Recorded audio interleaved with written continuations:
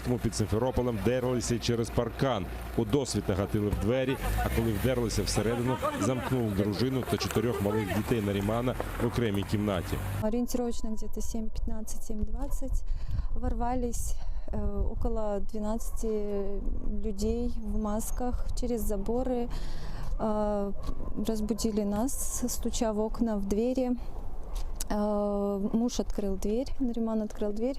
Нас с 4 детьми заблокировали в отдельной комнате, поэтому все разговоры производил он. Мне лично никто не представлялся, документы не показывал.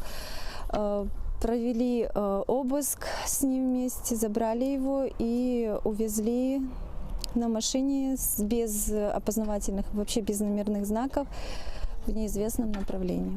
Они вообще представились, что это за управление, служба? Нариман с ними разговаривал. Я же еще раз говорю, мы в отдельной комнате с детьми находились, поэтому кто это такие, что это такие, мне лично никто не представлялся. Какие-то документы предоставляли?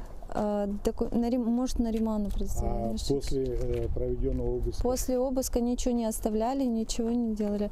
Изъяли только личные вещи Наримана, это телефон и ноутбук. Облава відбулася швидко, щоб якмога менше знайомих встигли приїхати. Заступники голови Меджлісу кинули до буса «Фольксваген» без номерів і повезли в невідомому напрямку. Рідним нічого не пояснили.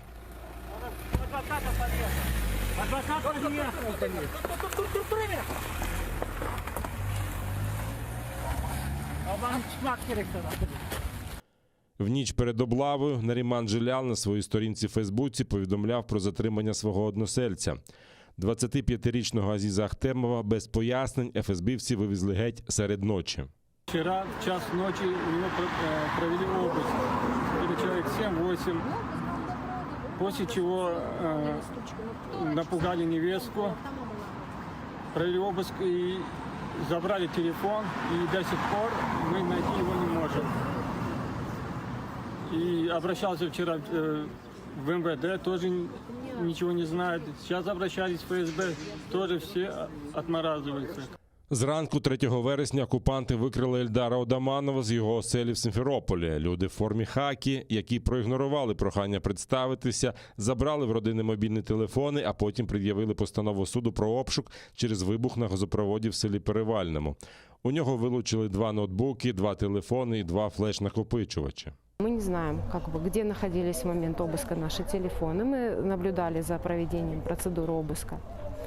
И в момент, когда опечатывали без присутствия супруга оргтехнику, он настоял, чтобы развязали мешок, которым они сложили все, обнаружил, что отсутствует его телефон. Потребовал, чтобы его принесли. Согласно протоколу, если 2 телефона, то пускай лежат там 2 телефона. Им пришлось дождаться человека, который унес телефон, затем они положили его туда и уже опечатали при нас этот мешок. Майже 2 доби про місцезнаходження Ельдара немає жодної інформації. Адвокат Еміль Курбєдінов шукав його упродовж цієї ночі в всіх силових органах окупантів, але ті стверджували, що такого не затримували. Абсолютно нездоровая, больная логика. Сотрудники ФСБ проводят обыск у человека, увозят его, и в течение суток они твердят о том, что и этого человека у них нет. Что это за позиция и что это за логика такая, да?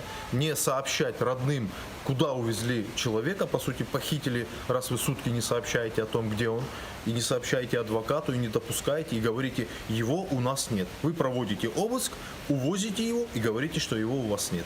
Это просто больная, нездоровая логика и тенденция здесь, которая опять вот развивается на территории Крыма. Зі свого дому в Євпаторії вивезли і 42-річного Шевкета Усіїнова, який працював разом з Ельдаром Одамановим.